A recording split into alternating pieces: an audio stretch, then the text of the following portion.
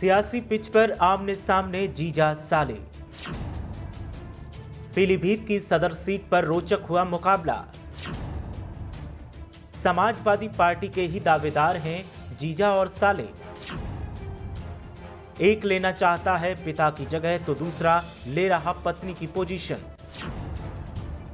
देखिए कौन है जीजा साले जो ठोक रहे हैं दावेदारी।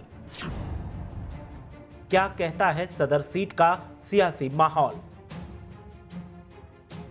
अक्सर कहा जाता है कि सियासी फायदे के लिए लोग कई बार रिश्तों को भी ताक पर रख देते हैं। ये कहावत अब तक सुनी थी, लेकिन आगामी चुनाव से पहले पीलीभीत में देखने को मिल रही है। सियासी परिवारों से ताल्लुक रखने वाले दो नेता समाजवादी पार्टी की ही तरफ से पीलीभीत सदर सीट पर ताल ठोक रहे हैं और एक दूसरे से खुद को बेहतर साबित करने की कोशिश में लगे हैं।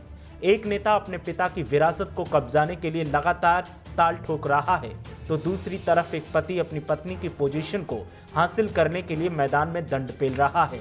गजब की बात यह है कि रिश्ते में सगे जीजा साले की ये सियासी जंग पूरे जिले में चर्चा का सबब है और पार्टी आला कमान को समझ नहीं आ रहा कि आखिर टिकट किसको दिया जाए, क्योंकि एक का पिता कैबिनेट मंत्री रहा है तो दूसरे की पत्नी जिला पंचायत की अध्यक्ष रही है।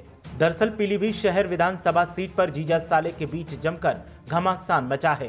पूर्व कैबिनेट मंत्री हाजी रियाज अहमद की बेटी और पूर्व जिला पंचायत अध्यक्ष रुकैया आरिफ की कोरोना की दूसरी लहर में मौत के बाद रियाज की राजनीतिक विरासत को लेकर घमासान शुरू हो गया है।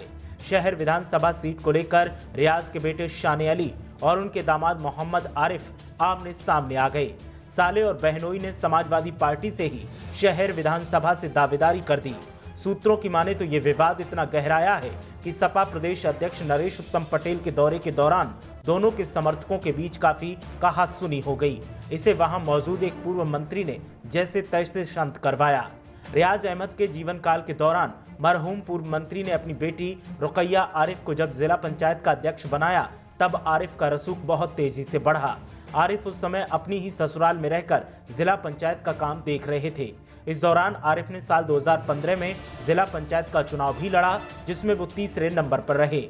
इस कोरोना काल के दौरान 2021 में हुए पंचायत चुनाव में भी आरिफ ने पंचायत सदस्य के लिए चुनाव लड़ा, लेकिन वो अपनी जमानत तक नहीं बचा सके। जानकार आरिफ की इन लगातार हार की वजह उनके व्यवहार में घमंड को ही मानते हैं। वहीं आरिफ की माने तो मरहूम पूर्व मंत्री और उनके ससुर ही राजनीतिक गुरु थे। मरहूम पूर्व मंत्री रियाज अहमद के बेटे शाने अली लखनऊ में रहकर MBBS की पढ़ाई कर रहे थे। पूर्व मंत्री की मौत के बाद परिवार के कहने पर शाने अली ने अपने राजनीतिक जीवन की शुरुआत की।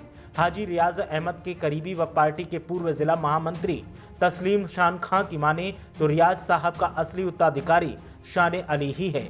अपने जीवन काल के दौरान ही पूर्व मंत्री उन्हें राजनीति में लाना चाहते थे, लेकिन उस समय उनकी पढ़ाई पूरी नहीं हुई थी।